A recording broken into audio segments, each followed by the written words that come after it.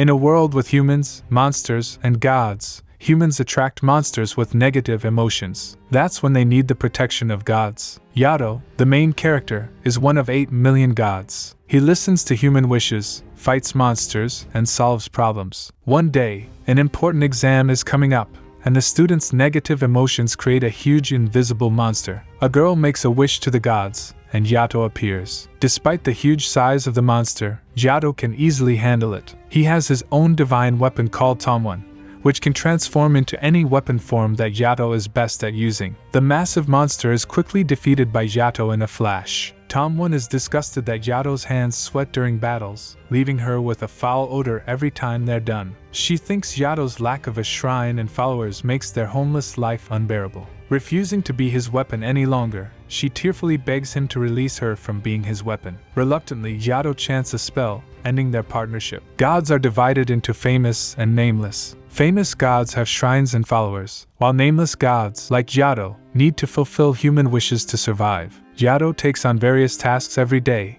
like cleaning toilets or finding lost pets, but he only charges 5 yen for any job. Now that Tomon, his previous weapon, has quit, Yato urgently needs a new one because he can't fight monsters without a weapon. One day, a kid calls saying his cat is missing. Yato searches high and low, finally spotting the cat on the road. He times his dash perfectly, but a girl, worried he might get hit, pushes him out of the way and gets hit herself. As Hiyori scolds him about following traffic rules, Yato points her to the crash site. It turns out Hiyori's body is still on the road and her soul has left her body. Now her body is being rushed to the hospital by an ambulance. At night, Yato goes to the hospital to thank Hiyori because she is the first human who could see him, and she saved him. He tells her he is a god and he will protect her. The girl does not believe him and almost calls the police. Yato says his goal is to become a god of wishes with millions of followers and reach the top of the divine world. Hiyori watches Yato daydream about himself and forgets to call the police. Seeing that the girl is okay, Hiyori decides to jump out of the hospital window to leave.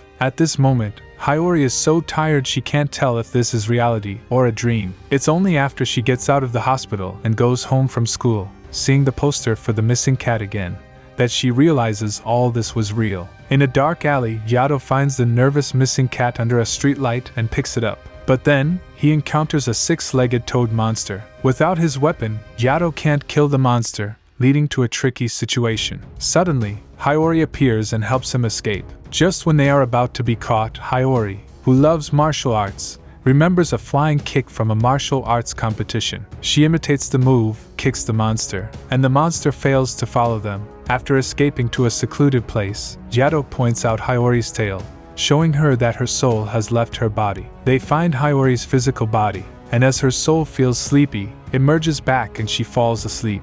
Yato returns the cat to the boy and carries the sleeping Hiyori. When Hiyori wakes up, she asks Yato why her soul leaves her body. Yato tells Hiyori that the car accident caused her to have a special condition where she falls asleep a lot and her spirit can move freely. Spirits, called half-monsters, live in 2 worlds, the near shore and the far shore. The near shore has regular people and animals, while the far shore has monsters and human souls. When Hiyori's a spirit, she can move around really well and grows a tail-like thing. But if that tail gets cut off, her body would die. Hiyori gets really scared and asks Yato to help her turn back to normal. Yato asks for 5 yen to grant her wish, and after she pays, he officially takes on her request. Due to her special condition, Hiyori develops a sleepy personality and starts seeing monsters she couldn't see before. Her soul occasionally leaves her body, which she finds amusing but also troubling. Since making her wish to become normal, Hiyori hasn't seen Yato again. She calls him, urging him to fulfill her wish, but Yato delays, blaming the lack of a weapon. Wanting to speed up her wish fulfillment, Hiyori decides to find a weapon for Yato herself. She learns from Yato that a weapon is made from a dead human soul. With not much knowledge, Hiyori thinks she found a big monster as a weapon and calls Yato excitedly. This makes the monster chase them both. While they're running away, Yato spots an uncorrupted spirit, a 14-year-old boy. Without much hesitation, Yato takes him as his weapon and names him Yukine. Yukine transforms into a big sword and helps Yato slay the monster. After the fight, Yato cries sadly because when gods name their weapons, They see the memories of the spirit's past lives, and Yato saw Yukine's sad memories. Luckily, once Yukine becomes a spirit, he doesn't keep his past memories. Yato takes Yukine to a garbage dump and finds clothes for him, but Yukine looks disgusted. To feed Yukine, Yato goes to scavenge leftover food. Yukine feels Yato is too poor, so he doesn't like him at all. To regain his dignity, Yato calls Hiyori and makes her treat them. Finally, Yukine gets a full meal. They come across a little cat. Hiyori crouches down, and Yukine gets some teenage thoughts when he sees Hiyori's neckline. This desire causes Yato pain because gods and their weapons share a connection. If a weapon harbors negative thoughts, the god gets punished, feeling stabbing pain through the back of their neck. Just then, Yato gets a job. They're teleported to a shrine. The client is the god of learning. Being a famous god, his shrine is famous, and many people come to make wishes. He has lots of weapons, including one that just quit working for Yato, and the god of learning gave her a new name, Mayu. The god of learning is too busy and wants Yato to help kill a monster, with Mayu as the guide. Yato sees his old weapon quickly accepting a new master, and he starts arguing with Mayu. But for the money, he heads to the mission site obediently. Mayu says there are some students nearby feeling really down because of study stress and bad grades. This gives monsters a chance to tempt people to kill themselves. Hiyori thinks it's serious and should be dealt with immediately, but Yato is unusually indifferent. With disagreement, Hiyori decides to face the monster alone. Relying on her kicking skills, she steps in to drive away the monster. But soon, she gets surrounded by the monsters. Yato shows up and saves her by defeating the monster. Then, there's this hand monster luring a depressed boy kill himself. Yato easily takes down the monster and saves the boy. That's when Hiyori realizes that Yato does care about others. He values life a lot and can't stand people who don't. Yato explains that if someone dies by taking his own life, his spirit can't become a weapon. Hiyori deduces from this that weapons are people who originally wanted to live, but were killed or died in accidents. This is why Yato can't forgive those who don't value their own lives. Understanding all of this, Hiyori sheds tears. Yato decides to introduce a friend to them. They go to a convenience store by the lake. Just as Yato calls out, a figure quickly dashes over and jumps into Yato's arms. She's the god Yato is closest to right now, named Kofuku. Kofuku is lively and cheerful. She's accompanied by a seemingly fierce but actually kind steward and weapon named Daikoku, who is also Kofuku's husband. Suddenly, Yato receives a call from a glasses-wearing guy who dialed the wrong number while trying to leave a message before jumping off a building. Yato believes this encounter is fate and starts chatting with him. He finds out that his desire to jump came from last winter when he met a girl on the street. Initially, he intended to take her to the police station,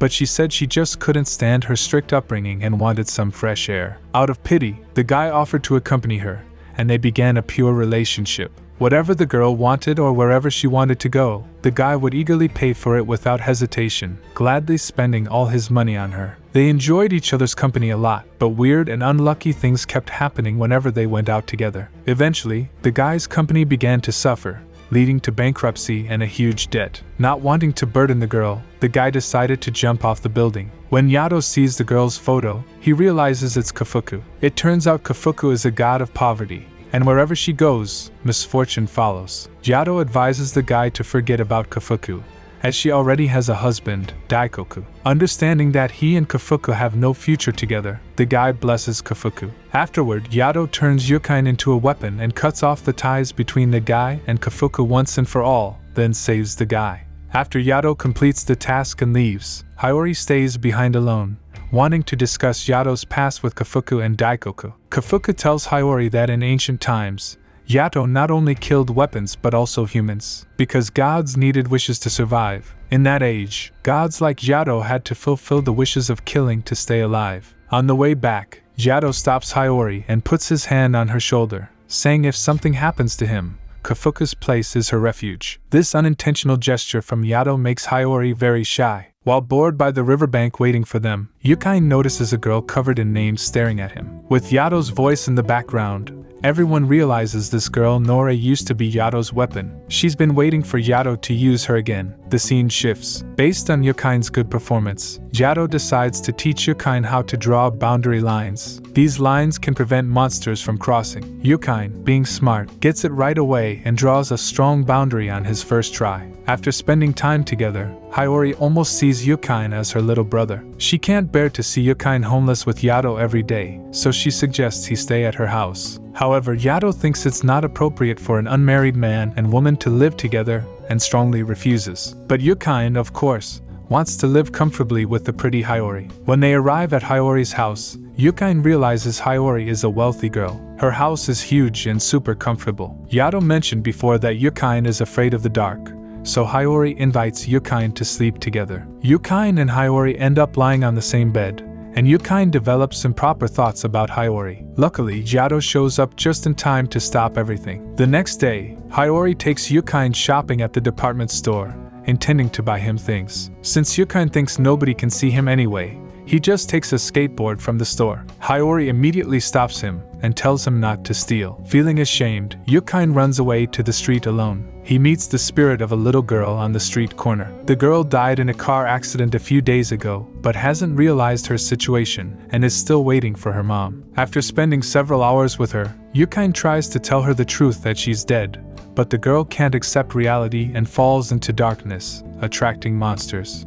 To prevent the monsters from devouring her, Yukine draws boundary lines to protect her, but the girl's soul is already corrupted and fully merged with the monsters, becoming one of them. Yukine hopes Yato can turn the girl back, but Yato says a soul taken by monsters can't return. Only killing can release it. Eventually, Yukine painfully eliminates the monster. Various unpleasant experiences in reality cause negative emotions to spread within Yukine. So when he passes by the skateboard shop again, he steals the skateboard he wanted before and doesn't feel like he's doing anything wrong. Yato, once again feeling stabbing pain, naturally suspects his weapon Yukine has done something bad. He questions Yukine about the skateboard, but Yukine lies and says Hiyori gave it to him. Just then, Hiyori arrives. Seeing the skateboard, she understands what happened. When she sees Yato's fierce expression, she chooses to help Yukine lie. As the sun sets, a blonde woman riding a lion appears. Yato looks surprised at her and immediately pushes Yukine away to avoid her attack. The blonde woman is Bishamon, the strongest war god and also Yato's enemy. Bishamon has been hunting Yato down. When Yukine hears that she's the strongest war god, he wants to distance himself from Yato. But Yato tells Yukine that Bishamon will eliminate anything related to him without hesitation. Before he can finish speaking, Bishamon's whip is already in front of him. Yato quickly turns Yukine into a weapon and runs away. As the strongest war god, her whip, clothes, and even her lion mount are all weapons. Among all her weapons, Kazuma is the most outstanding one. Kazuma takes the form of cherry blossom earrings and can analyze the enemy's movements, distance, and even attack methods. Kazuma tells Bishamon to use the whip to trap Yato's feet, then shoot Yato with a gun. Although she fires 2 bullets, Yato easily splits them in half. During the intense battle, Yukine learns that Yato once killed one of Bishamon's weapons. Yukine feels surprised and scared, while Yato's fighting power weakens significantly due to the negative emotions from Yukine. He can only run away. Meanwhile, Hiyori finds Kofuku and Daikoku. She explains that Bishamon is chasing Yato and hopes they can save him. Kofuku agrees to help, but they don't know where Yato has gone. Hiyori goes into a half-monster state, allowing her to locate gods by scent. Following Yato's unique scent,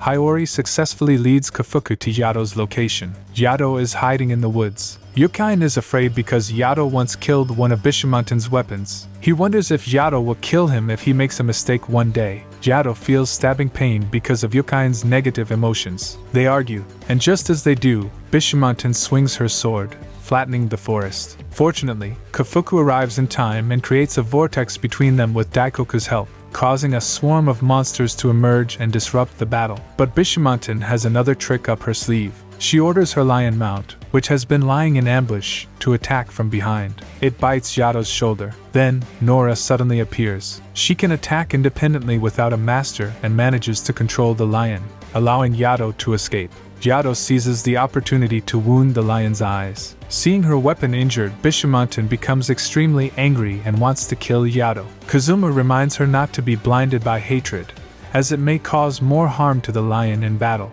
Although Bishamon is reluctant, she chooses to retreat. The next day, Yukine goes missing. Hiyori goes to the shrine of the God of Learning. The God of Learning tells Hiyori that Yukine had visited earlier, He expressed a desire to change masters and asked the god of learning to be his master because Yato has no money or shrine. However, the god of learning refused him because he didn't want Yukine to become a Nora. Hiyori thought Nora was the name of the girl covered in names. The god of learning explained that Nora means stray. If a weapon is named by multiple gods, it becomes a stray or Nora. Each weapon serves only one master unless their bond is broken. If a weapon frequently changes masters, it accumulates many names, becoming a stray. Even if powerful, they are despised for being too prone to betrayal. On her way back, Hiyori encounters Bishamon. Because of their last battle, Bishamon now knows Hiyori is Yato's friend. If Bishamon finds her, she'll surely be killed. At that moment, Kazuma appears, using a spell to hide Hiyori, making her invisible to Bishamon. Hiyori asks Kazuma why he's helping her. Kazuma confesses that Yato saved him once and advises Hiyori to urge Yato to deal with Yukine quickly because Yukine has caused too much trouble. When a weapon repeatedly misbehaves, the god feels pain, and numerous purple spots appear on their body. If the infection is severe, it can lead to the death of the god. On the other side, Yato gets a job to fill in at a convenience store. When Hiyori takes a closer look, she notices that Yato's condition has worsened. Yato feels stabbing pain again, knowing Yukine must have done something wrong. He checks the cash register, finding no shortage of money. Feeling mistrusted, Yukine storms out of the store. He almost gets away with it, but the donation box falls out of his pocket. Caught red-handed, Yato is deeply disappointed in Yukine. Yukine runs off, and Yato asks Kofuku to watch the store while he goes after him. Meanwhile, the girl Nora reappears, trying to convince Yato to give up Yukine and use her as a weapon instead. But when a monster appears in the sky, Yato chooses Yukine, feeling responsible for guiding him since he named him as a weapon. He swings Yukine at the monster, but the blade becomes blunt. Yato realizes it's Yukine's lack of resolve that's dulled the blade. Seeing the weakened defense, the monster tries to attack Yato directly. In a desperate move, Yato splashes holy water to injure the monster. He cleanses Yukine with the water, restoring the blade's sharpness, and Yato swiftly defeats the monster with one strike. One day, Yato gets a job and shows up at the women's restroom, but ends up being mistaken for a pervert by Hiyori. It turns out the person who requested his presence there is a student who often gets bullied and hides in the women's restroom out of fear. Yukine finds this cowardice repulsive. Yato says it's like hating your own kind. Yukine, feeling exposed, angrily tells Yato not to compare him to such a coward and runs off. He heads to the classroom and sees the lives of his peers, feeling envious but also resentful that they have what he doesn't. His resentment explodes, and he starts wreaking havoc around the school. The immense negative emotions from Yukine infect Yato, and he collapses. Hiyori regrets not correcting Yukine earlier and, despite the risk of infection, carries Yato to seek help from Kofuku. With Yato infected to such an extent, Kofuku tells Hiyori the only option is to perform a purification ritual on Yukine. The ritual requires the combined effort of 3 divine weapons. Mayu, Yato's previous weapon, agrees to help. With Mayu and Kofuku's weapon Daikoku on board, one more divine weapon is needed. However, no other divine weapons are willing to help because if the ritual fails, the executing weapons will perish. With Yato's condition worsening, Hiyori considers asking Nora for help but fears she might kill Yukine. So, despite the danger of being discovered by Bishamon, she seeks help from Kazuma. In truth, Yato could recover if he abandons Yukine, but he refuses. Daikoku instructs Yukine to remove his shirt, revealing numerous monstrous eyes growing on him. The 3 divine weapons initiate the purification ritual, enclosing Yukine within boundary lines. Yukine, the sinner, must confess his sins and sincerely repent. Trapped, Yukine, now consumed by anger and pain, refuses to admit his wrongdoing, blaming the world instead of himself. He sees himself as just a spirit, thinking there's no harm in stealing a little money or taking a skateboard, oblivious to the fact that every small wrongdoing accumulates, leading him closer to becoming a monster. Even the name Yato gave him is slowly being eroded. Yato anxiously watches Yukine on the ground. From the moment he named Yukine as his weapon, Yato has considered him as a companion. He doesn't want to see the boy fall into darkness. As the ritual is on the verge of failing, Hiyori appears. She tells Yukine that he's not alone. Yato has always been there, enduring his pain and silently correcting his mistakes. Finally, Yukine understands Yato's care for him. His name given by Yato shines brightly again. Yukine begins to admit to all the sins he's committed, apologizing to everyone. Saved, Yato is deeply grateful to Hiyori for her help. The three of them embrace each other excitedly, shedding tears. Through his past experience, Yukine has matured significantly. Yato goes to the god of learning to ask about a solution for Hiyori's half-monster condition. The god suggests cutting the bond between Hiyori and Yato, which might help. This leaves Yato unsure of what to do. As time passes, they welcome the new year. Hiyori invites Yato to the shrine for a ceremony. On their way, Yato and Yukine encounter a bunch of monsters and a mysterious figure Rabo hiding behind them. Unaware, they continue fighting the monsters. Meanwhile, Hiyori's spiritual form is led to an unknown place. Nora believes that Hiyori helped save Yukine initially, which prevented her from becoming Yato's weapon. So, she summons monsters to attack Hiyori. Faced with numerous monsters, Hiyori has no choice but to run. Just when she's cornered, the first rays of dawn save her. However, Nora still doesn't want to let her go. She approaches Hiyori, touching her face. After dealing with the monsters, Yato finds Hiyori but realizes she has lost her memory of him. To help her regain her memory, Yato decides to show her their shared memories through manga. Just when he's confident, Nora appears. Yato immediately realizes why Hiyori lost her memory. Nora took Hiyori's memory and stored it in a bead. Yato questions Nora's motives, and she reveals that she wants Yato to join their side. When Yato wonders what their side means, Nora reveals a shocking truth. Yato's former friend, Rabo, is now Nora's master. Nora then turns into a weapon in Rabo's hands, and he launches a series of intense attacks against Yato. Rabo plants his weapon into the ground, causing a surge of water that transforms into 3 water tornadoes, one of which overwhelms Yukine. Seeing this, Yato can only run. He flees into the forest and uses the rebound force of power lines to catch Rabo off guard. However, Rabo transforms into water and attacks Yato from above. Yato barely holds him off and Rabo's impact shatters the ground. Rabo questions why Yato doesn't use his full strength against him. Such a battle bores him, so he puts away his weapon and tells Yato that if he wants Hiyori's memories back, he must fight him with his full power tomorrow. As for who Rabo is, the god of learning explains that Rabo was a spy in his past life. After completing his missions, his master silenced him by killing him. After his death, people worshipped him as the god of calamity. The god of calamity is willing to help humans fulfill evil desires. As long as someone makes a wish, Rabo can kill people, demons, or even gods to fulfill it. Yato was once a god of calamity as well, and Rabo used to be Yato's friend. His appearance this time is to awaken the killing intent in Yato's heart. The god of learning thinks that making Hiyori lose her memory might not be a bad thing. At least she can live a normal life. After hearing the advice from the god of learning, Yato decides to give up on Hiyori, but Yukine can't accept this result. He goes alone to help Hiyori regain her memory. While showing Hiyori drawings, Yukine tells their unique story, but Hiyori still doesn't remember.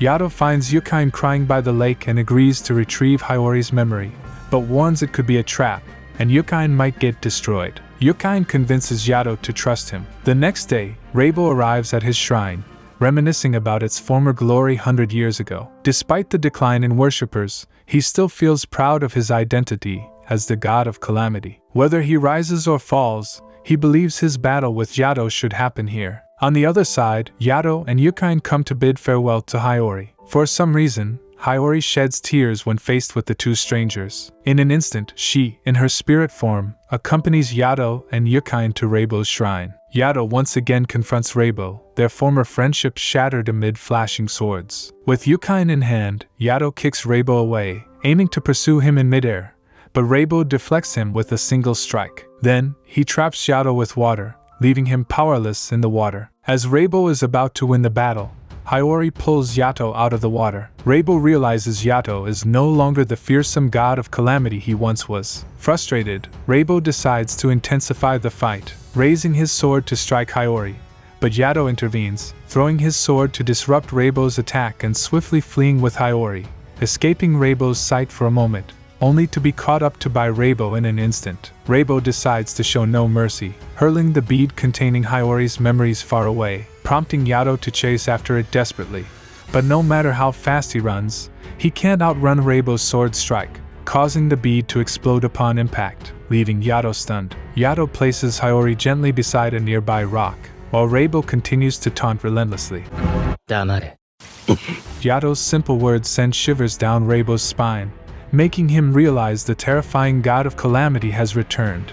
But instead of fear, it fills him with excitement because the long-awaited battle is finally happening. Yato's indifferent expression toward life scares Yukine. The situation flips. In an instant, Yato wounds Rabo, who knows he's no match. He raises his blade, summoning water power to knock Yato away, then chants a spell, summoning demons, absorbing their power to transform into a monstrous form, increasing his strength. As their battle intensifies, the mountains crumble, and falling debris threatens to crush Hiyori. Hastily, Yato rushes to protect her, trapped beneath the rubble. At that moment, Hiyori's consciousness stirs, awakened by the scent of Yato, her favorite fragrance. Though she was drifting into the afterlife, Hiyori follows Yato's scent, finding her way back to the human realm. Sensing Hiyori's embrace, Yato, startled, gazes at the girl in his arms. He then feels Hiyori's delicate hand touch his worried face. Yato joyfully rubs his face against Hiyori's. The intimate gesture makes the shy Hiyori kick Yato away with a flying kick. Nora is astonished as Hiyori breaks her seal and regains all her memories. Seeing Hiyori's memory restored, Yato and Yukine rejoice. Rabo grabs Hiyori forcefully,